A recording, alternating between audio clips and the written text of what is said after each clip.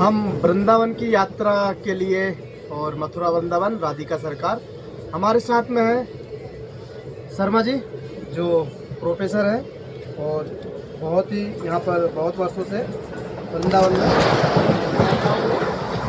Doctor Devendra Sharma ji बताइए। राधे राधे जी, राधे राधे, राधे राधे। सबको प्रणाम हो। राधा रानी की जय। आप लोग सभी लोग वृंदावन आइए, जो भी देख रहे हैं। हमारे साथ में लवकेश जी हैं जो वृंदावन की यात्रा पर आए हैं, उनके बारे में थोड़ा सा जानकारी दे रहे हैं आपको। वृंदावन में आके यहाँ पर बहुत ही सुंदर लगेगा आपको, बड़ी रमणीक और तीर्थ स्थान है। वृंदावन धाम राधा रानी और कृष्ण की लीलाओं का स्थान है। यहाँ पर आएंगे आप तो थोड़ा सा मैं बता देता हूँ कैसे आना है। मथुरा स्टेशन सभी जगह से जुड़ा हुआ है। मथुरा पर किसी भी गाड़ी से आ सकते हैं और आने के बाद फिर आप ऑटो से जहाँ भी रुकना चाहें वहाँ पर बहुत सारे होटल और आश्रम हैं। रीजनेबल तो आश्रम पड़ते हैं, वहाँ पर आप रुकिएगा। होटल वगैरह थोड़ा सा महंगा पड़ता है और फिर जैसा भी आपको उचित हो वैसा आप कर सकते हैं। यहाँ पर सबसे पहले मुख्य ठाकुर हैं वृंदावन में बिहारी जी, ठाकुर बिहारी जी। वैसे 8 ठाकुर हैं यहाँ पर, लेकिन बिहारी जी मुख्य स्थान है।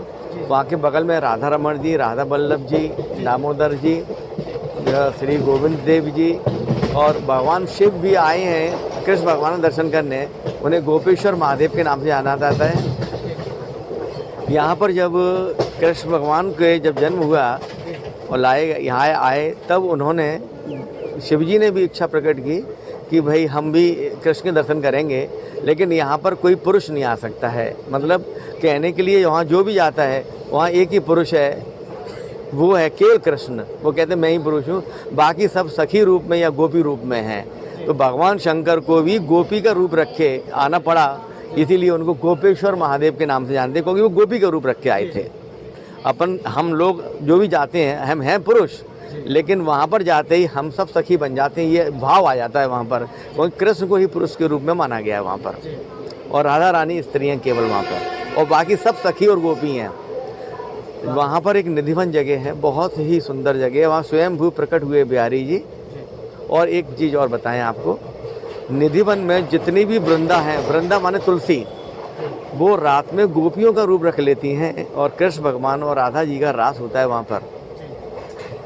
वहाँ पर आप देखेंगे कि एक बहुत विचित्र लीला है कि जब एक कमरा है वहाँ पर, जिसे हम रास रंग की लीला कहते हैं, और वहाँ पर एक कक्ष है राधा रानी का। वहाँ पर दातुन, पान, लड्डू, बिस्तर पर सजावट, पूरी राधा रानी के वस्त्र और एक जल भरकर रख दिया जाता है कि राधा जी और कृष्ण भगवान रात को यहाँ आते हैं। ये मान्यता आज भी है और होता भी है।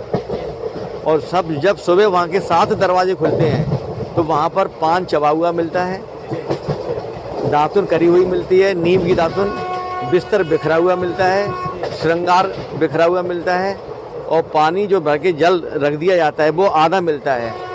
और सुबह उसको प्रसाद के रूप में सबको लेडीज़ को दिया जाता है, श्रृंगार भी लेडीज़ को दिया जाता है। तो इसके बड़े अद्भुत दर्शन होते हैं सुबह, और इससे सिद्ध होता है कि भगवान आज भी वृंदावन में आते हैं और वास करते हैं। रात में पायलों की छमछम की आवाज़ भी सुनाई देती है।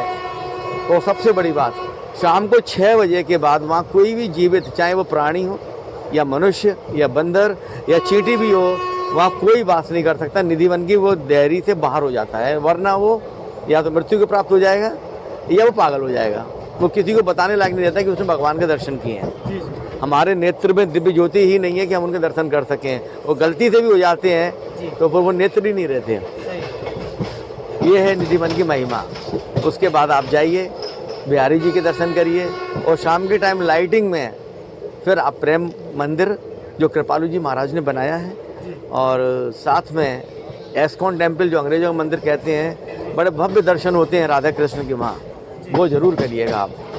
उसके बाद में अगर एक दिन और है आपके पास तो फिर आप गोकुल निकलिए, एक ऑटो कर लीजिएगा, रीजनेबल पड़ता है, पूरा घुमा के आप जहाँ रुके वहाँ छोड़ेगा। गोकुल के साथ में आप मानसरोवर, भांडीरवन और फिर आगे निकल जाइए तो बरसाने में एक दिन रुकिएगा। बरसाने में भी एक कीर्ति मंदिर है। कीर्ति कौन शायद ना जानते हो, तो कीर्ति जी राधा रानी की माँ का नाम है। वहाँ पर कृपालु जी ने भी एक भव्य मंदिर बनाया है। जिन्होंने प्रेम मंदिर बनाया है उन्होंने ही कीर्ति मंदिर बनाया है वहाँ पर, उनका दर्शन करिएगा। और ऊपर एक पहाड़ है जिसका नाम है मान मंदिर, और वहाँ श्री जी यानी राधा रानी का बहुत ही भव्य मंदिर है। और बरसाने की परिक्रमा में राधा रानी की भी लगाते हैं लोग, वहाँ लगाना चाहिए। और एक स्थान और है, अगर एक दिन और निकालते हैं, वो है दुनिया में विख्यात गोवर्धन परिक्रमा। गोवर्धन परिक्रमा, गोवर्धन पर्वत जिसको भगवान ने अपनी छोटी सी उंगली पर उठा के रखा, लेफ्ट साइड की पर, और 7 दिन तक उठा के रखा, उस गोवर्धन की परिक्रमा लगाते हैं। आज के युग में बच्चे छोटे होते हैं, महिलाएं साथ में होती हैं तो लगा नहीं पाते, तो कलयुग में थोड़ा मॉडिफाई कर लिया है। आप ऑटो से भी दे सकते हैं, 100 रुपये पर सवारी वो आपको लगवा देता है, और ऑटो से परिक्रमा दीजिएगा, पूरा फल वृंदावन का आपको मिलेगा।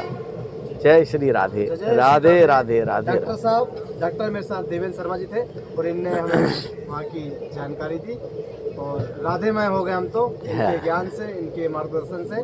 बहुत बहुत धन्यवाद। और कंठी जरूर धारण करिएगा वृंदावन से लौट के आप, तुलसी की। हाँ, डॉक्टर देवेंद्र शर्मा जी की तुलसी की ये माला है और ज़रूर आप लें वहाँ से, है ना। यहाँ पर ये निवास करते हैं और डॉक्टर साहब, प्रोफेसर साहब बच्चों को यहाँ पर ज्ञान भी देते हैं। बहुत अच्छे विश्वविद्यालय को या विद्यालय को जिनमें अपना योगदान देते हैं, जो विश्व और भारत को बनाने के लिए छात्र वहाँ से निकलते हैं।